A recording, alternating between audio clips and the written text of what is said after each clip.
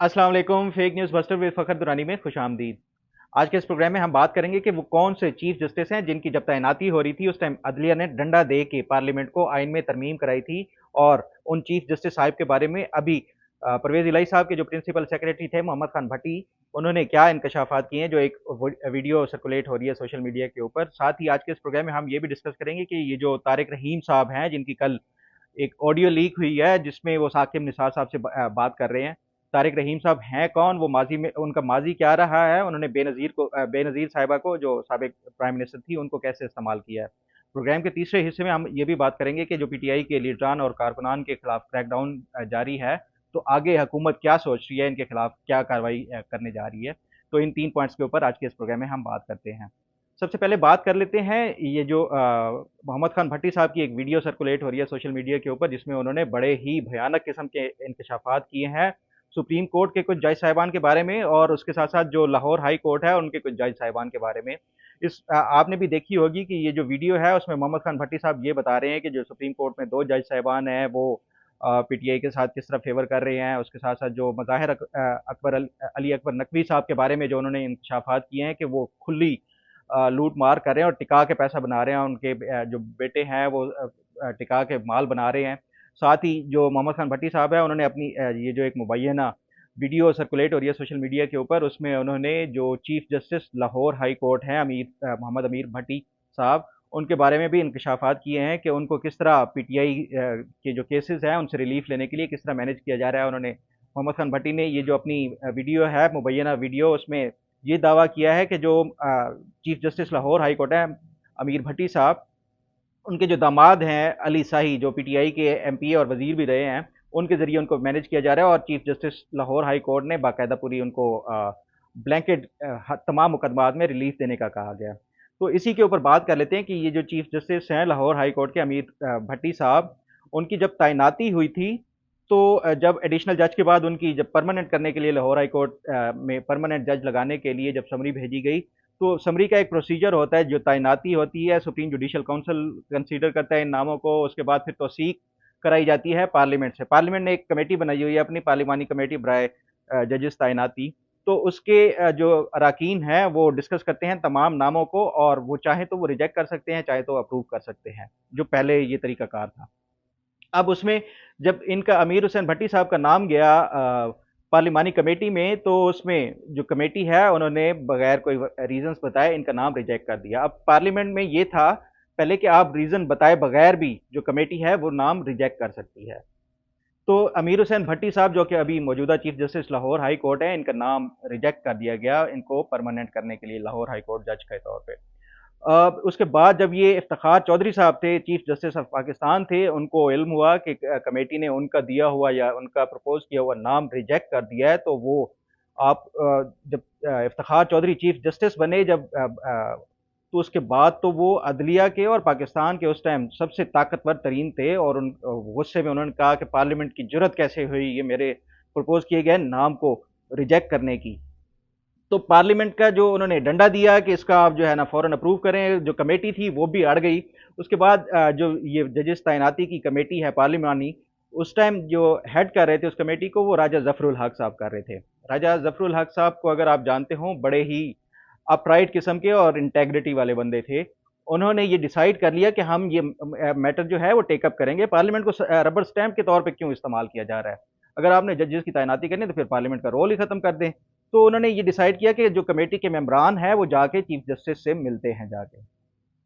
राजा जफरुल हक साहब कुछ जो कमेटी के मेंबरान थे वो चीफ जस्टिस इफ्तिखार चौधरी से मिलने गए और उनसे कहा कि चीफ साहब, अगर आप जो है वो पार्लिमानी कमेटी का जो काम है उससे आप खुश नहीं है और अगर आप समझते हैं कि ये जो पार्लिमानी कमेटी को आप जो है वो फिर आप बाईपास करके ही वो जो लगाना है, तो फिर आप पार्लियामेंट का जो रोल है एक जजमेंट दे दें कि ये जो कमेटी का रोल है वो खत्म खत्म ही कर दिया जाए।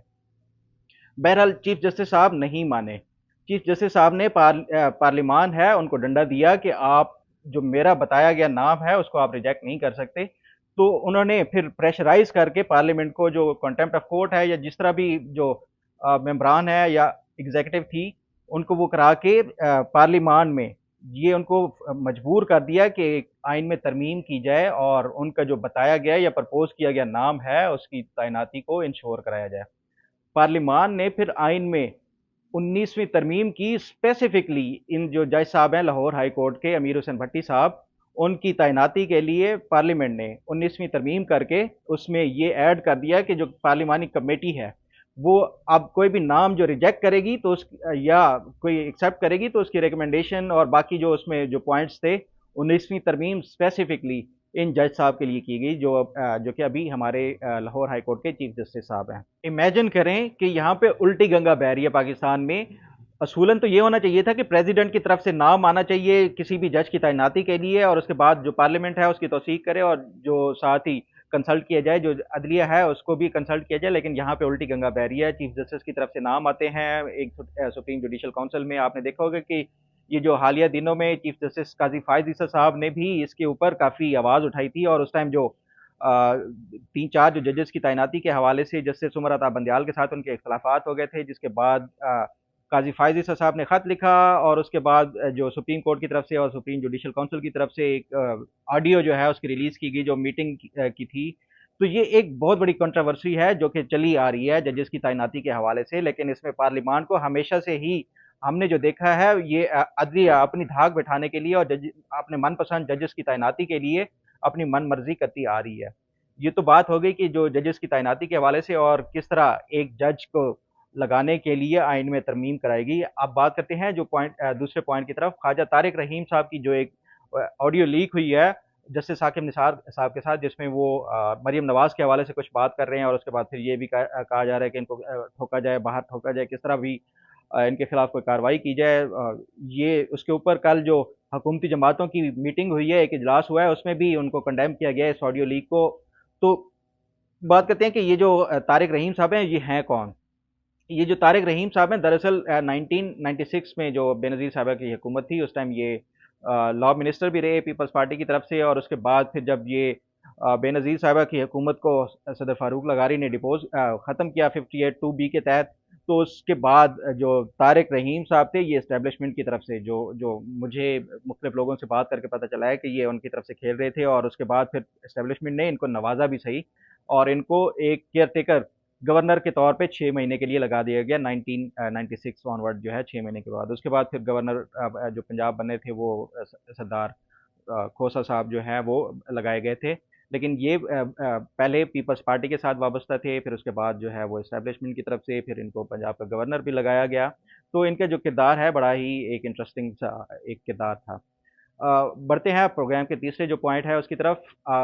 जो पीटीआई के लीडरान और जो वर्कर्स हैं उनके हवाले से जो क्रैकडाउन का सिलसिला है वो अभी भी जारी है। जो सुबह तक की खबरें आई थी उसके मुताबिक 250 से ज़ायद जो कारकुनान हैं और लीडरान हैं मुख्तलिफ सिर्फ इस्लामाबाद से पकड़े हैं इस्लामाबाद पुलिस ने, और उसमें जो खबरें चल रही हैं उसके मुताबिक तमाम जितने भी ये लीडरान हैं इनको सेफ सिटी कैमरों के थ्रू इनकी आइडेंटिफाई किया गया, और उसके बाद फिर उनका जो रिकॉर्ड है वो नादरा से लिया गया है, और इसी के नतीजे में ही इन तमाम जो वर्कर्स हैं और पीटीआई के जो लीडरान हैं उसको पकड़ा गया है। तो जो मेरी जो ज़राए से बात हुई है उनके मुताबिक यही है कि इनसे बड़ी सख्ती से निपटा जा रहा है, और साथ साथ जो इन्वेस्टिगेशन हो रही है ये तमाम ग्राउंड्स बनाए जा रहे हैं पीटीआई के खिलाफ इस्तेमाल करने के लिए कि उनके खिलाफ जो आर्टिकल 17 की सब क्लॉज 2 है उसके तहत भी शायद कार्रवाई की जाए, क्योंकि ये एक डेफिनेटली इसमें ये एक रूट लंबा है। जो आर्टिकल 17 की सब क्लॉज 2 के तहत रेफरेंस भेजेंगे, सुप्रीम कोर्ट जाएगा, सुप्रीम कोर्ट क्या फैसला करता है, ये एक लंबा एक रूट है। साथ ही जो हुकूमत है ये भी ऑप्शन दूसरा जो इस्तेमाल करने का सोच रही है कि एंटी टेररिज्म एक्ट के तहत इनके खिलाफ कार्रवाई की जाए। और आपने देखा होगा कि जो हुकूमत है उनकी तरफ से जो कार्रवाइयाँ हैं सख्त की जा रही हैं, जो अब तो सहाफ़ियों को भी पकड़ना शुरू कर दिया है। तो लगता यही है कि हुकूमत ने जो कल एक इजलास हुआ है उसमें सख्ती से निपटने के लिए ये प्लान बना लिया गया है। अब आगे क्या होता है और आने वाले दिनों में इमरान खान के खिलाफ क्या कार्रवाइयाँ की जाती हैं या पीटीआई के जो वर्कर्स हैं उनके खिलाफ क्या कार्रवाइयाँ की जाती हैं उसके ऊपर भी आने वाले दिनों में बात करेंगे। आज तक के लिए इतना ही।